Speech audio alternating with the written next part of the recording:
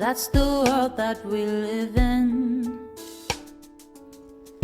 Let me help you believe in what we can do when we stand united.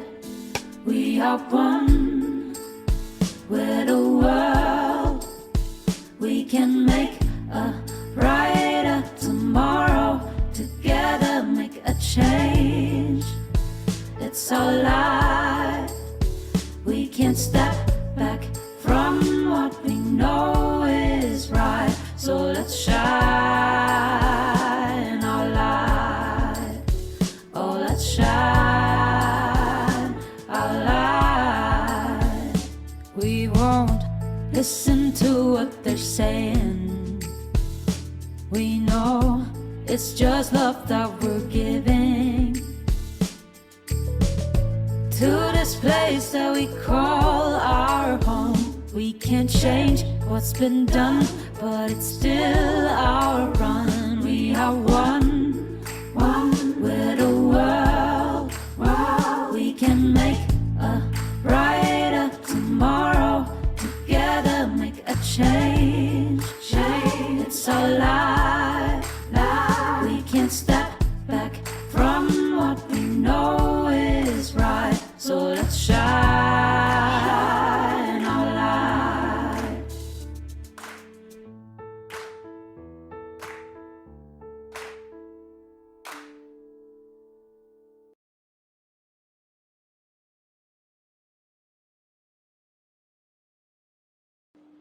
Makadini, tinogamuchirai to Catalysing Change Week 2024. Zita ndinoitwa Tapiwa Prosper Chimbadzwa, and I'm a social innovator. Throughout this week, we are embarking on a journey of purpose and impact. Together, we are not just discussing social innovation, we are actively shaping it. I encourage you to engage fully, share your insights, and connect with fellow change makers. Your participation is not just valuable, but it's essential. So let's dive in, let's collaborate. And once again, I would like to welcome you to the Catalysing Change Week 2024. Let's make this week unforgettable.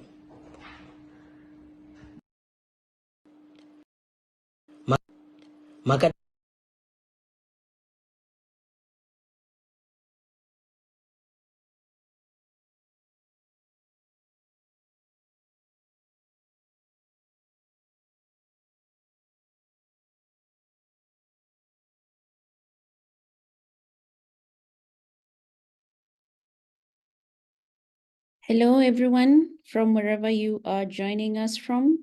I hope you can hear me well. Thumbs up if you can hear me. Awesome, thank you. I think we have shared on the chat box that you share with us the country that you're joining us and the organization. I would want to add a twist to that. Please share with us the how you say the greeting hello in your local language, and then you can see how many languages and nationalities and countries are represented in here today. So when you're writing your name, organization, country, please add how you say your name, how you say hello in your local language. Let's see how that goes. Okay, I bet every one of us will learn a new language today, and we'll take away something from this conversation. We are delighted that you could find time to join us today. My name is Anderito, the Youth Engagement Manager at Digital Opportunity Trust. And on behalf of DOT again, we are delighted and honored that you could find time to join us in this conversation on youth leadership, building our future, creating impact today. The session will be led by a section of our Digital Opportunity Trust's Global Youth Leadership Advisory Board, better known as the GYLAB. And the GYLAB is made up of 10 young, innovative, amazing, vibrant young leaders drawn from Africa, the Middle East, and the UK. And the core mandate of the GYLAB at DOT is to provide advisory and strategic counsel on youth matters, co-designing for youth programs across the network at DOT, and they are also the voices of young people from across the world, from the communities that they represent and the countries that they represent. And these ones are placed at the highest decision-making table, ensuring that the youth voices are heard and are, whatever they put to the table is considered for future programming of our youth. We do hope to continually interact with you throughout the session today, through our chats, as well as through our various channels from DOT and from the Catalyst 2030 side. And these channels will be shared with you on the chat box. Before passing the baton to the incredible team that will be leading the conversation today, I would want us to take part in a Mentimeter poll or question. And we are going to engage with you just to understand how you're feeling, what you're learning, how you gauge the session today. And I would request the tech team to kindly post the Mentimeter question on the screen. And what we need to do is scan the QR code that will be on screen, or to get the signing credentials and continue to sign up. So the QR code is on our screens. Please take time to scan, and then we be ready for the first question. And we'll have a number of these questions in the course of the interaction today.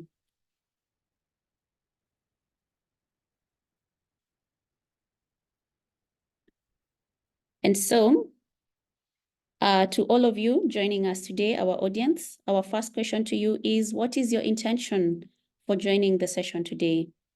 Let's hear about your intention. What are you looking forward to? Why have you joined us today? So what is your intention for you joining the session today? Let's give our feedback. Let's see what comes through.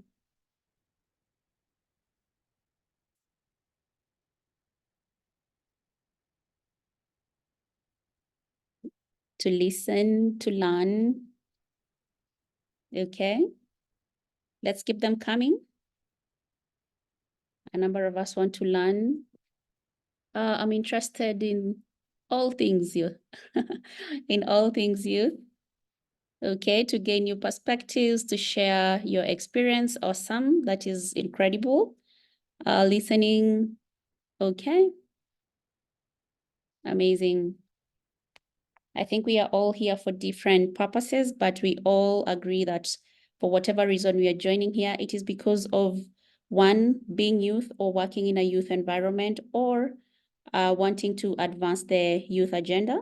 And this certainly brings us together, and I think it ushers us into the next segment of which the GYLAB will be leading in the conversation, and someone is actually interested in the GYLAB. Let's see how that conversation goes. Thank you very much. I would want to pass it on to Pile to take it up from here, and see you on the other side. So much, and thank you to everyone for joining us. My name is Upile Matululu. I am from the warm heart of Africa, known as Malawi. I am a GYLAB member. I've seen a couple of questions where people are asking, what is the GYLAB? People don't know what the GYLAB is. And it's basically a youth advisory board where we assist in decision-making, catalyzing change, youth involvement, and things of that nature. You're going to hear more insights from our lovely panelists, and we have a couple of panelists joining us today. So we have Jean, he's from Cote d'Ivoire. We have Angelica from the United Kingdom. We have Mabel, who is from Zambia. And we also have Caroline in the space from Tanzania. The topic of today's panel is youth leadership, building our future and creating impact today. So like Anne said, it's an interactive session. If you guys have any thoughts, please drop them in the comment section below. We'll read out some of them. Please participate in the Mentimeter questions, and looking forward to an amazing panel. Thank you. And I'll pose the first question to Angelica. So Angelica, with digital transformation happening rapidly around the world, we are facing a great challenge in AI-generated misinformation, cybersecurity, and privacy online. What do you think is the role of young people in addressing these challenges, truly building a safe and inclusive digital economy? Right, over to you, Angelica. First of all, thank you so much for this honor to be part of this discussion. My name is Angelica Sharegina. I am part of youth leadership at Digital Opportunity Trust, and I'm honored to share some insights with you on the topic that is very close to my heart: information integrity and combating disinformation, especially in AI-driven world. The reason why this issue is so important is that World Economic Forum sees disinformation as one of the most severe short-term risks that the world faces. Over the next 2 years, misinformation and disinformation will present one of the biggest ever challenges to the democratic processes across the globe. And even though regulators are acting to create new laws, as you know, to control the misuse of AI, but the speed the technology is advancing is likely to outspace the regulatory process. And what is the role of youth in this? Young people are the most active users of digital technologies and social media, and in a prime position to leverage these opportunities and leverage the power of technology for good. However, looking at misinformation and disinformation that AI has to present, young people actually are also at risk of being manipulated by AI-generated content.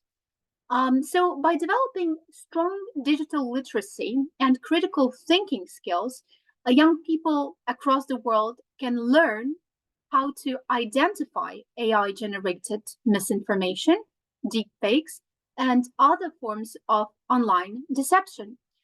They can share the knowledge with their peers and communities, empowering others to be more critical thinkers, to be more aware of digital content they consume, to verify information before they amplify information.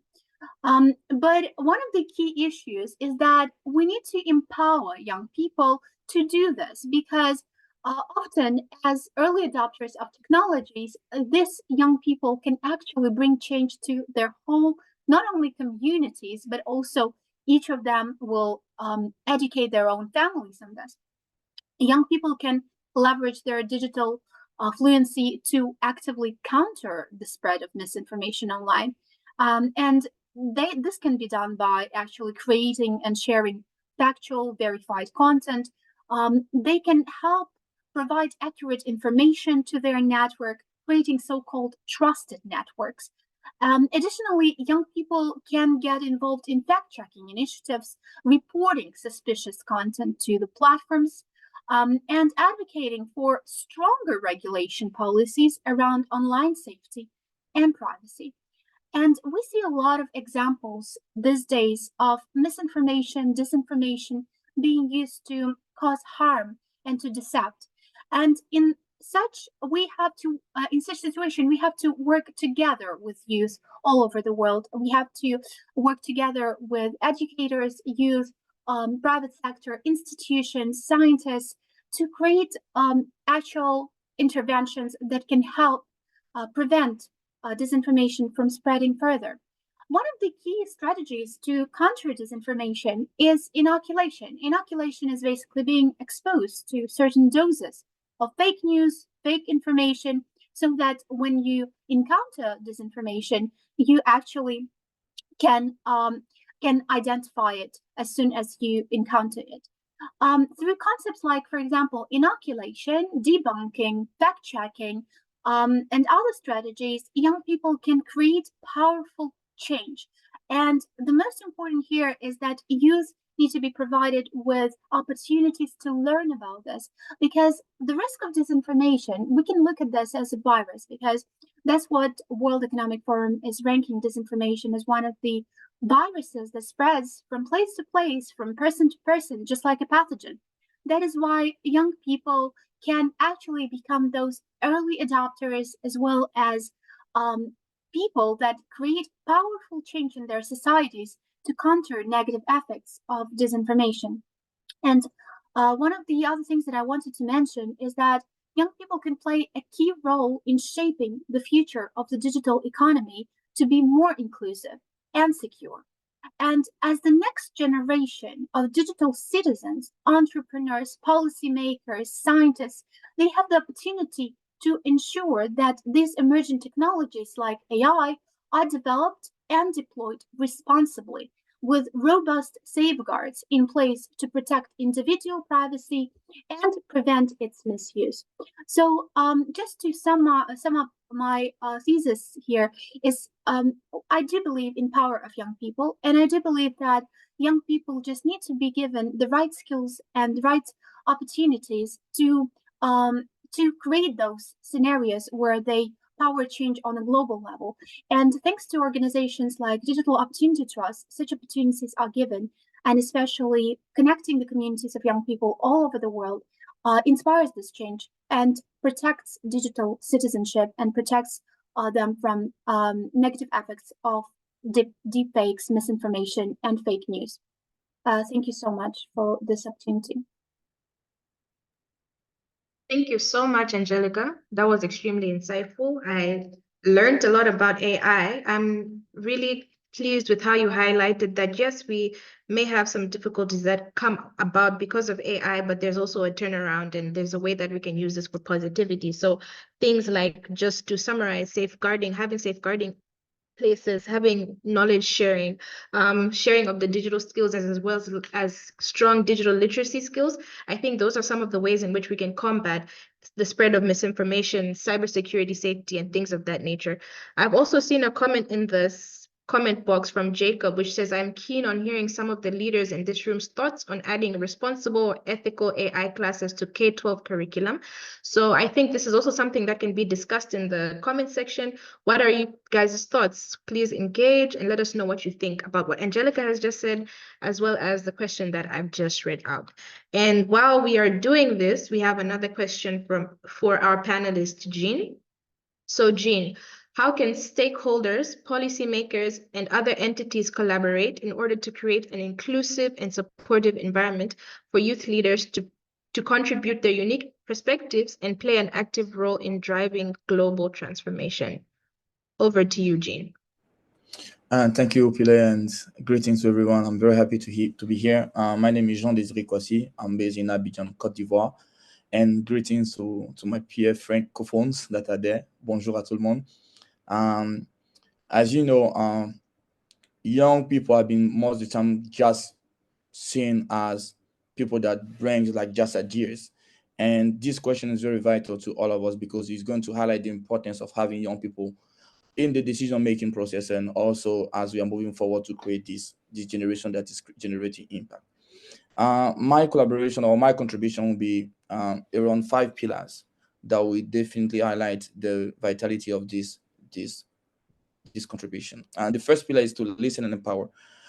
Most of the time, we stop at the level of listening, just bringing young people together, getting their insights, saying what they need, what they want, and it's just limited to it. But we should go to the next level, that is empowering them, giving them this opportunity to be involved, to have those ends-in-ends actions, bringing up these ideas, those innovative plans that they have, because you give them the opportunity to share the ideas, but as we are getting to the fact of implementing or practicing or doing the thing, young people are put aside, and this is quite something that is very common. So as you are moving toward this agenda, it's good to not only stop at the level of listening, but also move to the level of empowering them so that they can have their perspective being implemented by themselves and done by themselves. The second pillar will be policy integration. I believe that integrating young people, youth perspective into policy-making processes at the local, national, international level is a great way to help young people also be involved either in democratic ways or in politics. You want people to be involved, so you have to teach them how policies are made, how those policies are written, and how they're implemented in their day-to-day lives. The third pillar, that is one of the most important one, is creating a safe space for them. Young people should have this freedom to express their ideas, express what they are going through without the threat of being imprisoned or being rejected. We want young people to be free. We want young people to to actually share their ideas. But most of the time, in some countries, in some regions, they can't share everything they are going through because they can be threatened, they can be put in jail, they can go all through manner of atrocity. So I think one of the things that is very important for young people is to create a safe space for them where they have this facility, this easy way of expressing their ideas. The fourth pillar will be recognizing their achievements. As you are recognizing the achievement of young people, you are also inspiring other young people to do the same. As you are spotlighting what they are doing in their communities, either small communities or bigger communities, you are actually showing to other young people that are coming to the other generation that, hey, this is the way to go, this is the pathway you can take on, you, this is how you should do things. And there is no small achievement. Achievement is achievement, either it's a small scale or a bigger scale. All those things has to be acknowledged and rewarded at the national international level. The last one, that is the fifth pillar, will be like this long-term engagement. I believe that we should build sustainable structures for young people, not just for this generation, but the generation after us, where young leaders have this way of, passing the legacy to the upcoming one. Because personally, what I notice is that there is this break between generations.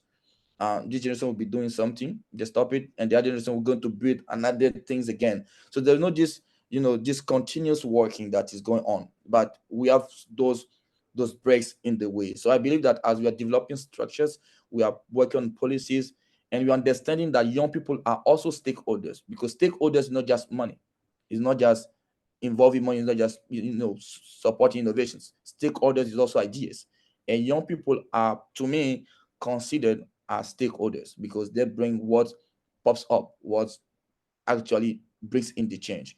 So by collaborating and taking these steps, I believe that stakeholders, policymakers, and other entities can create an environment that empowers youth leaders to contribute to their unique perspective and actually play an active role in driving global transformation. Thank you so much, Jean. Thank you so much. It's interesting to hear you talk about your 5 pillars, and I think these are things that always need to be involved, especially when it comes to youth engagement. So, like you've said, listening and empowering the youth, having policy integrations in place that center the youth, having safe spaces, recognizing achievements, and long-term engagement. Because at the end of the day, we're not just trying to keep the youth there for a short time. We're trying to have something that's going to be sustainable in our communities. And in the comments, there's a quote that you highlighted, and Maria Ole, I hope I'm pronouncing that right, has also talked about it. That really resonated with me. And it says, most of the time we stop at the listening level. We should go to the next level, which is empowerment and having them involved. And I think that's really powerful. I agree with your quote, and yeah, pretty insightful. I loved it. Thank you. We're also encouraging, like we said, drop your comments, drop your thoughts in the comment box. All right, thank you. And now we're going to take a short pause in our panel to ask another audience question. So the question is, what are some challenges you face that youth can be leveraged to address? This is our second Mentimeter question. I see there's a couple of answers that are there already. We'll keep the answers coming, and you can type in the chat box as well. So I'm going to read a few. So the first one says access to digital tools. The second one says ensuring equitable access to technology worldwide. And I think that's a common theme in many of our communities, is that youth do not have a lot of access to these spaces. And let me check in some of the comments in the chat box. All right, okay, we're seeing some more Mentimeter questions. It says access to resources, experience. Yes, as a youth myself, this is something that I encounter quite a lot. Having experience, where do you have that starting point when you're trying to access these spaces? Providing mentorship, job unemployment, very true, especially in Africa as well. A lot of youths are facing issues with job unemployment, inclusive and sustainable programming. Right. All right, Loving these answers. Access to finances. It's not enough to create spaces when they can't be accessible. So, the running theme is accessibility, something that we are quite lacking in our communities. Here it says digital illiteracy. So true. So true. All right.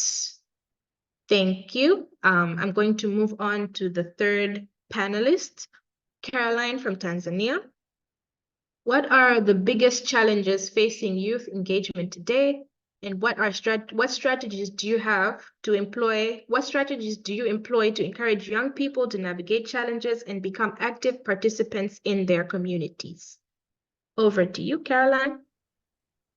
Thank you, Pila. Hi, everyone. My name is Caroline Mohoni, and I have a background in ICT. So I'll summarize my points in two major challenges, and I'll give the strategy for each. The first challenge is digital distractions. Currently, I read an article from the Common Sense Media, which says that for youth, at least they use 9 hours in average on social media and entertainment related matters. So you can tell when they use, especially when there is a lack of proper awareness of how to use these digital spaces like social media, what do they find, how do they use, then this can actually destroy them. Some of them want to go with a lot of trends that are there, so these also tend to distract their mental spaces. But additionally, we can say that for working youth, if they spend such hours just scrolling on the digital spaces, then this would reduce their efficiencies at work. So there has to be a proper way or a proper knowledge to youth on how to properly use these digital spaces and how to be safe online. If anything happens to them that is destructive or that is in terms of violence in the digital space, where do they report, how should they react, and such matters. So as a strategy to this, then a lot of awareness has to be given to youth on how to properly use these digital spaces. But also, we can give this awareness via the same means, because if we say they mostly spend time in those platforms, then use the same platforms in providing this awareness. This is by having different campaigns. We can have different programs to youth. So as they scroll, then they meet very useful items here. But also youth can be told how to be safe online. This can also prevent different matters. So as an initiative, I also provide such trainings on how to be digitally safe. And my second point would be limited availability and resources, whereby currently these resources could actually be financial resources, could be knowledge, or could be network, could also be resources in terms of technology and so on. So different youth could be wanting to do different activities, but then they lack that proper support that they need, or proper resources that they need to actually make whatever they're doing progressive. So I read an article from the World Bank, and it actually says about 22% of the global youth population live under a currency which is 1.2 USD. So why do they do this? This is because probably most of them are not employed or did not employ themselves. And this is also supported by the another article from the ILO, the International Labour Organization, which says in the big population of unemployed people, the highest population or the highest proportion is actually formed by youth.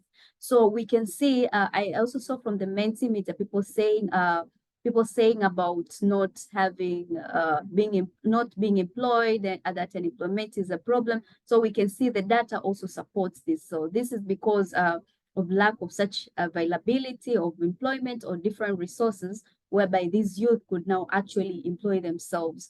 So as a strategy to this, again, so there should be a lot of advocacy on youth. Youth can also be participating in different activities that are related to volunteering, because this is where they tend to get experience to do different matters. But also awareness to the youth on how to then employ themselves rather than just depending on being employed. We have a lot of activities currently happening, a lot of resources, a lot of challenges in Africa. So youth can actually be engaged in different activities on how to properly use this challenge and produce opportunity out of them so as to make a better world. So yeah, thank you, Pile. In summary, that's what I have. What's Caroline? I really resonated with digital distractions and social media. I can't tell you the amount of times that I've scrolled on TikTok watching useless videos without any end goal. So I really resonated with that. And I think a lot of us can also resonate with having limited availability of resources as well. And I really love how you brought about solutions as well on how to combat these things. So I think that's also something we can all take note of. Things like having awareness of the facilities that we have in place, self-employment, operating with trainings to the youth on how to combat digital distractions and use the digital space for productivity. And there's also a comment here from Jacob again. He says, I'm loving this session and feeling so inspired, and have another question for GYLAB members and other youth leaders present. Often when we talk about empowering the youth, we focus on developing digital skills, but not on changing the systems that hold them back. How do we combat this? So I think some of the other GYLAB members can also comment on this point and your thoughts on how we can combat some of these issues, as well as some of the other participants who are present. What are your thoughts on how we can combat some of these issues that Caroline has highlighted in her answer? Sorry. And we also have Mabel. I'm turning the floor to Mabel from Zambia. Mabel, you bring a wealth of experiences and subject matter expertise in cross-cutting themes of gender equality, technology and ICT, youth leadership and education. What ways do you see technology shaping the future of education and youth development? Over to you, Mabel. Thank you so much, Upili. Hi, everyone. My name is Mabel. I'm from Zambia. I have a background in computer science, and I've always been very passionate about technology for social good. That's where my interest has always lied, where technology is concerned. And so in 2021, as I co-founded a social initiative called Amplify Her in STEM, through which we're aiming to promote girls' education through STEM, science, technology, engineering, and mathematics. And so to answer the question, what role does technology play in education and youth empowerment? So the two themes, education and youth empowerment, and I'll start with education because it's a bit more obvious. And when I think of education, there are two parts to it. There's the formal education and there's the informal education. So the formal is what we learn in school, high school, tertiary. And obviously, the best way we can leverage technology to support us in our education is maybe, let's say, research, advancing opportunities, seeking opportunities, and learning beyond the classroom. And informal, this is where I target on to youth development and empowerment. I work a lot with young girls, and one of my roles as a mentor is helping the girls that we work with to empowering them and supporting them to become better versions of themselves. And so when I think of personal empowerment, and also work a lot with young people, and the question that I usually get is, how... I thought there was a noise, sorry. Yes, I also work a lot with young people in my communities, and the question that I mostly get is, how do you get in such spaces? And I am passionate. I get questions like, I am passionate about youth leadership. I'm passionate about advocacy. How can I get started? Or how do I get opportunities? Because like we previously mentioned, the challenges that young people face, especially in Africa, we have limited access to resources and funding. And so I have come up with this course that is super powerful for me and the people that I work with. I say that technology is a superpower. And what it basically means for me and the people that I teach this to is thinking of technology as a tool that we can use to advance our goals, to basically become whatever it is that we want to do. Not everybody wants to be a programmer. Some want to be doctors. Some want to be lawyers. Some of us want to work in global firms from Africa. You move to the United Kingdom as a consultant. And I always say that think of technology as a tool, as a superpower to get you to where you want to be. And so in relation to youth empowerment, we have, especially on the African context, I'll speak a lot on the African context because I work with people in Zambia. I studied in Rwanda, so I'm familiar with the African demographic.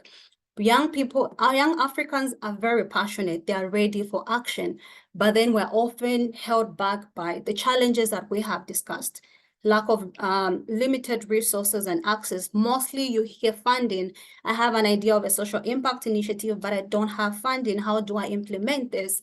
And so I will also encounter people, maybe I work a lot in STEM education and awareness, aiming to bridge the gender gap in STEM, and you find that poverty is one of the challenges that we face because STEM majors, ICT, they're usually more expensive. And then when we work with people in rural communities, they're not even aware of the opportunities that exist, such as they don't even know that you can access scholarships, you can apply for bursaries and funding.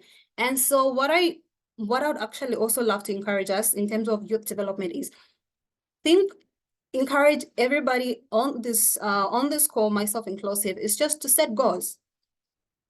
Setting personal goals, academic goals, and career goals, and looking at technology. Just think of technology as a tool that will help you to get to wherever you want to be.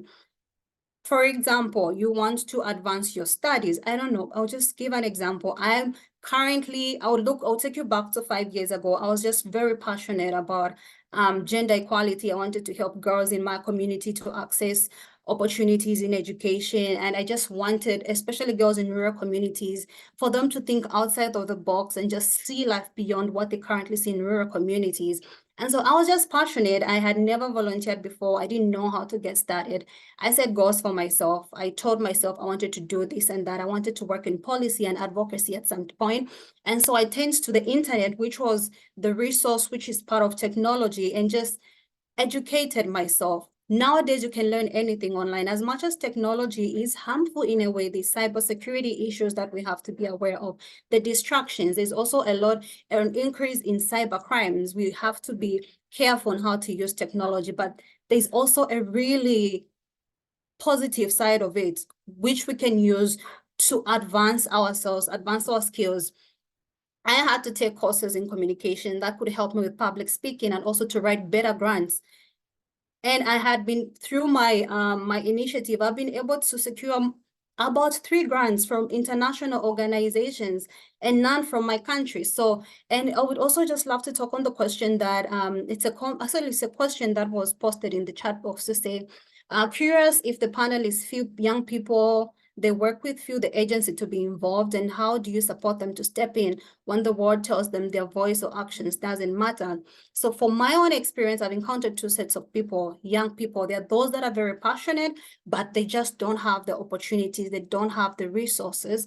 And then we have those that are passionate, but they're held back by their challenges. Or rather, we have young people that are experiencing, for instance, the aftermath of climate change or gender inequality. And so it's 50-50. We have young people that are willing to take action and they're held back. And then we have young people that are facing the resilience and the resistance by themselves, even before the systems that are against us can attack us. So what I would like to just encourage everybody, young people, panelists, as well as policymakers present, I believe, is to think of technology as a tool that you can use to advance yourself. Set personal goals for yourself. You can learn anything online. Every opportunity I've ever had, I found it online, including the GYLAB. But then I also recognize that there are other people who had applied and they didn't get in. I had to use the internet to teach myself things like public speaking or communication, grant writing, project management, and all these skills have sort of helped me to be where I am today, the job that I have. I create experiences for digital skills. I facilitate, I work with young people, and I have the privilege to actually mentor and guide young people on how to best use technology and especially social media as well for social good. And I hope that answers my question. Back to you, Opile. Thank you so much. Thank you so much, feel your passion through the screen. And I think as a young woman who is also in information and technology myself, I understand a lot of the things that you have said. I really do believe in using technology as a tool. And you said something about how technology is a superpower. I strongly agree with that. You can use the internet to teach yourself almost anything that you need to teach yourself. And same with me as well. Most of the opportunities that I've gotten, I've used the internet on how to get them. So yes, the internet has some of its bad sides, but how do we navigate that? How do we turn those into positives in order to empower ourselves and the youth around us in our communities? So thank you so much. I would just want to take the time to pose a question to some of our other GYLAB members who are not on the panel, but I would love to hear your thoughts, maybe reading some of the comments or reading some of the questions that have been posed. What are your thoughts, or is there anything you'd like to add, and what are your reflections on today's panel? So I think Ale has really put in a lot of information in the comment section, so I would like to give Ale just some time to speak on your thoughts and reflections on today's panel. And also after Ale, could we move on to Eunice just to give us a word or two? Thank you so much, Yupile. And thank you so much for my dear colleagues, panelists. First of all, today's topic was really amazing. And to me, I do have like 2 to 3 points to add on what my colleague said regarding strategies which can be used for helping youth to be more engaged for the future of leadership. I would like just to point on giving the youth opportunities just to innovate, to grow, and also to implement activities which can bring a ripple effect in their communities. So here I'm just pointing very much on what my colleague Caroline said, where I said that we can talk about the future of leadership without engaging youth. So youth have to be engaged to the extent so they can dream, they can innovate, they can bring tangible solutions for their community issues or challenges. Thank you so much. So much, Ale. Eunice as well, I'll pose the question to you, but thank you for your comment, Ale. I really agree with you on collaboration and centering the youth. You know, we're trying to come up with a youth-led future at the end of the day. So Eunice, if you're available, could you kindly give us your thoughts on today's panel? If there's any questions that you saw in the chat that you feel like maybe I have the expertise to answer, this is your time. Thank you so much, Upile. Hi, everybody. My name is Eunice Wanjiru. I am from Kenya. It has been such a wonderful panel. You have done a really good job. And I saw a question in the chat box, which was asking basically about our journey as GYLAB members. What do we hope to achieve in the course of our time as GYLAB members? And for me, something that I'm really passionate about is co-designing. I want to use all the skills that I have and join them together with all the skills that my fellow GYLAB members have to collaborate and come up with unique programs. And another thing that I want to do, I want to create networks. In this current society, we both know that your network is your network. So one thing that I'm really looking forward to do, and also something that I would urge all of us to do, is to create networks. Go out there and socialize with your fellow youth. Socialize with people who you think will be your mentors. And that is how we are going to make ourselves better people. And that is how we are going to ensure that the future is youth-led. Yeah, thank you. Thank you so much, Eunice. Your network is your net worth indeed. I believe in the power of networks and collaboration. And I keep seeing questions. I saw a couple of questions in the beginning about what is the GYLAB. I believe we have a video to introduce the members of the GYLAB. If the technical team could just take us through it so that the members of our audience can see exactly who we are.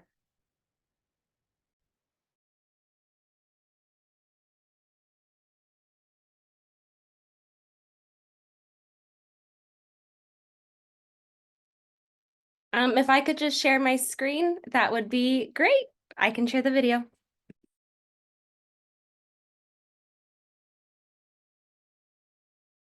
Awesome. Thanks, Emma.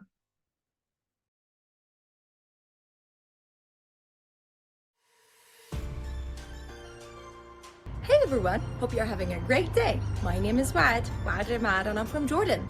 My name is Eunice and I'm from Kenya. Hello, my name is Alei Washmoko and I'm from Rwanda. Hello, my name is Caroline Mahoney. I am from Tanzania. Hi, my name is Dawit and I'm from Ethiopia. Hello, my name is Ubile and I am from Malawi. Hi, my name is Angelica. I'm from the UK. Hello, my name is Jean-Désiré Kwasi. I'm from Abidjan, Côte d'Ivoire. Hi, my name is Mabel. I'm from Zambia.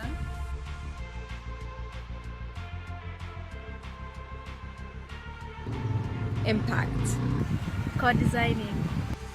Digital inclusion. Innovation. Creativity. Leadership. Information integrity. Gender inclusion. Youth in decision making.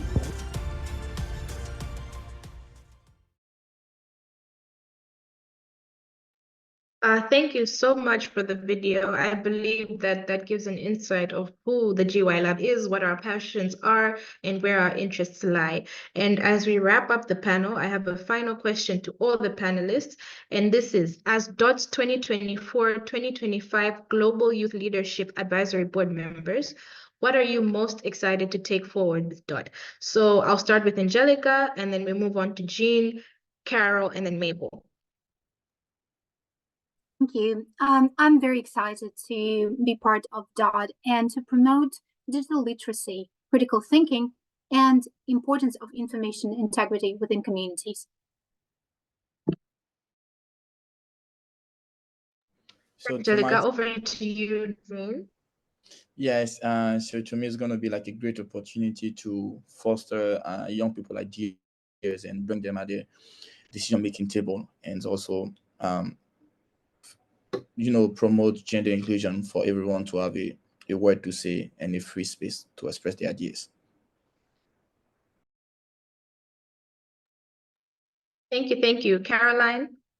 Thank you, Pilar. For me, I'm excited to take forward digital skills, trainings, mentorships, as well as innovation. And this is especially on how youth can use the digital skills in the fields where they are in, whether they have a background in the ICT fields or other different fields, but how they can actually relevantly use these skills and be more productive. Thanks. Last but not least, Mabel. Thank you, Pile. For me, I'm looking forward to advocate for digital safety for marginalized populations and to advance and grow the DOT network in Zambia. This is because DOT has such a vibrant, it has a wealth of resources and opportunities for young people that I believe Zambian youth could benefit from. And you guys actually know that DOT has an opportunity board that is where we share opportunities specifically tailored to youth innovators, leaders, and activists. So you should definitely check it out if you don't know about that. Thank you so much. Back to you, Pile. Thank you so much. Right, so what an interesting, inspiring, informative panel. We've learned so much from AI security, AI and cybersecurity, how to create safe spaces, how to include youth in the conversation, and so much more. I also want to hear your final thoughts as the audience. I'm seeing people are sharing their LinkedIns. If we could all connect and continue the conversation after the panel, that would be great. Thank you, Jacob, so much for the lovely comment on the facilitation and the moderation. So yeah, thank you so much to everybody for joining. Thank you to Mabel, Jean, Caroline, and Angelica, our GYLAB members who are representing Zambia, Cote d'Ivoire, the UK, and Tanzania. And shout out to all of our other GYLAB members who joined us today: Ale, Eunice, Dawit, Wad, Ryan, Thank you so much. They were taking notes, and you will be hearing from us again soon in the form of blog posts. And we also have one final Mentimeter question about your experience in today's session. If you also want to check out our social medias and connect with our social media websites, you can find us on socials at Digital Opportunity Trust or at Digital Op Trust. And we thank our colleagues at the Catalyst 2030 for their incredible support in our session and the work that they are doing in order to uplift the social innovation sector. Whatever we do and wherever we go next, I encourage all of you to uplift to think about youth leadership. Like Jean and Caroline mentioned at the beginning of the session, it's important to center and include youth in collaborative thinking in order to truly catalyze change. How can youth guide in building our future and creating impact today? I encourage you all to think about this final question as you go about the rest of your days. All right, and the final Mentimeter question is on screen. I believe that the responses are being posted. Thank you to everyone for joining, and I was your moderator, Upile Matu.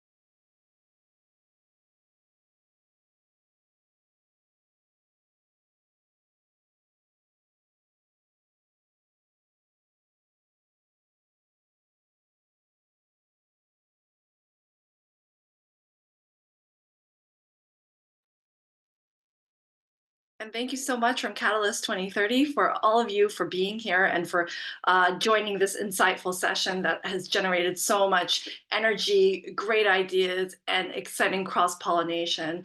Just a few shout outs from Catalyst 2030, reminders to look at the new things that we are generating, including an AI bot for Catalyst 2030. Ask Catalyst. It is brand new, so if you have any feedback, please do let us know. And then we also have Catalyst Market, our eco-friendly, ethical marketplace. And then we also encourage you to please fill out the post survey sessions and to join Catalyst 2030. And the next session that we'd like to also encourage you to join is the Project Zero Waste Neighborhood, and I think we will drop that link into the chat as well. Please do continue to join, participate, and collaborate. Thank you again.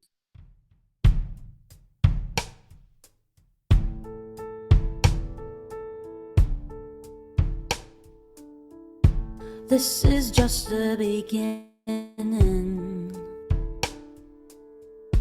That's the world that we live in. Let me help you believe in what we can do when we stand united. We are one with the world. We can make a brighter tomorrow. Together make a change. It's our life. We can't step back from what we know is right. So let's shine.